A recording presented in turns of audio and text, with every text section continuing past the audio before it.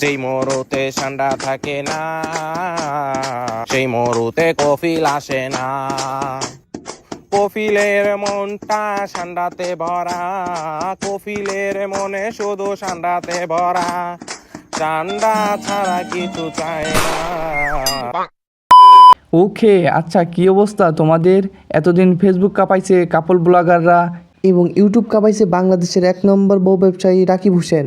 আর ভাই টিকটকের কথা তো বাদই দিই, টিকটকের ফরিউ কাঁপাইছে এরা। যারা আমাদের টিকটকে সাপোর্ট করতেছেন তারা আমগো ফ্যান না, তারা আমার আব্বা। উরি বাবা রে বাবা। যাই হোক, টিকটক কাঁপাইছে এদের মতো প্রতিবন্ধীরা আর ফেসবুক কাঁপাইছে কাপল ব্লগাররা।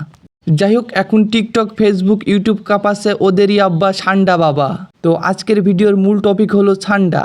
এই সান্ডা নিয়ে ফেসবুক টিকটক ইউটিউবে কি হচ্ছে আশা করি তোমাদের আর খুলে বলা লাগবে না, বলতে যেহেতু হবেই না। তোমরা আশা করি সকলেই জানো এই সান্ডার বিষয়ে। শালার বর্তমানে ফেসবুক টিকটক ইউটিউবে কিছুতেই ঢোকা যাচ্ছে না এই সান্ডার জন্য। আমি তো শালার মরুভূমিতে না থেকেই ফেসবুক ইউটিউব টিকটকে ঢুকলে মরুভূমির ফিল পাই ভাই। তারপর এই ভিডিওগুলো দেখলে মনে হয় আমার বাড়ির সামনে মরুভূমি ঠাস করে একটা সান্ডা ধরে নিয়ে চলে আসি। ঠান্ডা পেয়ে গেছি রে, ঠান্ডা পায়ে গেছি।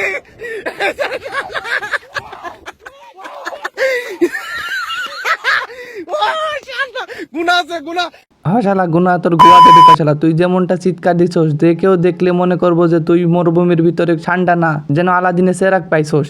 ভাই সান্ডা নিয়ে কাহিনী এমনটাই হয়ে গেছে যে সৌদি আরবে কোনো ভাই ব্রাদার থাকলে বলে কিনা এই মেয়ে সান্ডা নিয়ে আইবি কবে। আবার মনে করো দুবাই, মালয়েশিয়া, ইউরোপ এইসব দেশের মানুষ কল দিয়ে কয় ভাই তোমাকে দেশে সান্ডা আসেনি সান্ডা। না ভাই আসলে এইগুলো কি আমাদের প্রবাসী ভাই ব্রাদারদের নিয়ে টোল করতেছে, এগুলোর মানে কি ভাই? আসলেই আমার এগুলো সহ্য হচ্ছে না। আসলে ভাই এখানে সাধারণ মানুষেরও দোষ দেওয়া যাবে না, কারণ ভাই কিছু প্রবাসী আছে যারা লুঙ্গি উঁচা করে কফিলটা দেখায় সেইগুলো আবার ভিডিও করে ছাড়তেছে, এগুলোর মানে কি ভাই? দেখো ভাই, আমার অনেক আত্মীয় স্বজন অ্যান্ড বন্ধু বান্ধব অনেকেই প্রবাসী, যাদের সঙ্গে টং দোকানে বসে একসঙ্গে চা খাইতাম ভাই, তারাও তাদের পরিবার থেকে এখন প্রবাসে দিন পার করতেছে। তাদের প্রতি আমার একটা আলাদা লেভেলের সম্মান আছে, এমনকি সব প্রবাসীর প্রতি। অবশ্যই আমি সব প্রবাসীরে সম্মান করি, কিন্তু এই সব প্রবাসীরে কি বলবা তাই বলো। আমার যারা প্রবাসী ভাই ব্রাদার আছে তারাই কিছু বলো। মাল ধরে লাইছি, আজকেও মাল ধরে লাইছি, সেই মাল একের মাল ঠান্ডা দাওয়াত রাখেন আমার রুমে আজকে। এই যে আগে কি করতেছি এখন এস্তারা ভাড়া আছে, এই জন্য সিস্টেম করবো না, সিস্টেম করবো কাস্টমার গেলে গা, এই জন্য ওই যে মাইনে থেকে দিছি আর কি, যেন না যাইতারে। ওই বেটা আগে তোর হাসি বন্ধ কর, তারপরে তোর সিস্টেম যা করার করিস। তুই নিজেরে কুল ভাবতেছস না, তোর মোটেই দেখে কুল মনে হইতাছে না।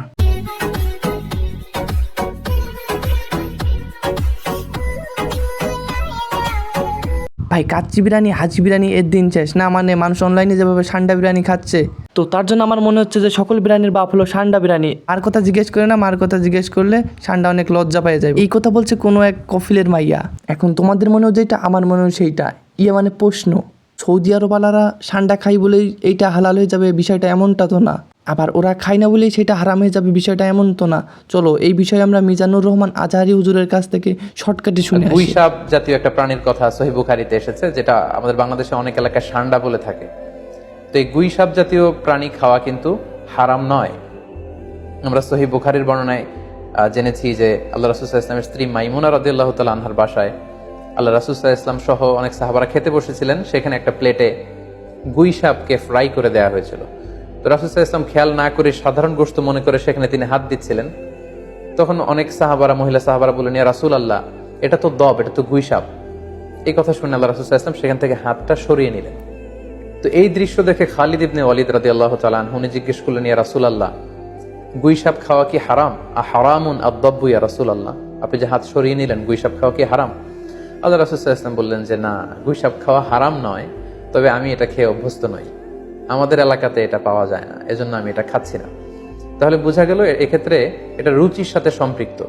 সো গুইসাপ হালাল বলে যে গুইসাপ আমাদেরকে খেতে হবে, সান্ডা আমাদেরকে খেতে হবে, এমন কোনো কথা নেই। আপনার যদি রুচিতে কুলায় আপনি খাবেন, আর রুচিতে যদি আপনার না আসে তাহলে আপনি খাবেন না। ওকে, তোমরা তখন বুঝতে পারলা সান্ডা হালাল নাকি হারাম। যার রুচিতে আছে সে খাবে, আর যার রুচিতে নাই সে খাবে না। এরপরেও যারা তোরা সান্ডা নিয়ে লাফালাফি করবি, লুঙ্গি উঁচা করে সান্ডা দিয়ে এমন পালিয়ে পলিয়ে টিকা জায়গা মতো দিয়ে দেবো, আর কোনোদিন নড়তে পারবি না কিন্তু। তো ভাই ব্রাদার, আজকের ভিডিও এই পর্যন্তই।